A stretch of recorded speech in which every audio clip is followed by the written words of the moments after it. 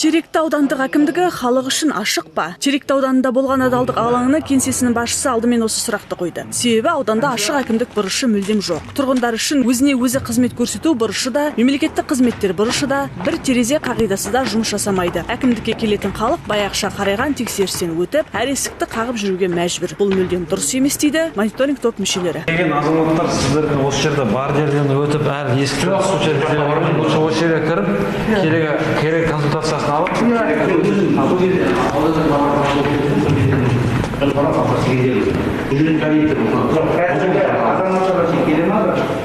Аудандық әкімдік айтылған ескертпе бойынша жұмыстанатынын жеткізді. Мониторинг топ мүшелері Теректі ауданында күрделі жөндеуден өтіп жатырған 2 қабатты үйдің жұмысымен танысты. Үйге жөндеу жүргізуге 9 миллион қаржы бөлінген. Тұрғындар бірнеше жыл бойына бөліп төлейді. Сапаға мердігер компания жауап береді. Бұдан әрі жұмыс тобы Ақсуат ауылына келді. Бұл жерде халыққа қажетті жағдай жасалған. Өзіне өзі қызмет көрсету бұрышы да бар. Адамдар бір ғана анықтама үшін аудан орталығына сенделмейді. Ашық әкімдік өзіне өзі қызмет көрсету бұрышы секілді жобалардың мақсаты мемлекеттік қызметтегі жемқорлықты азайту болып табылады.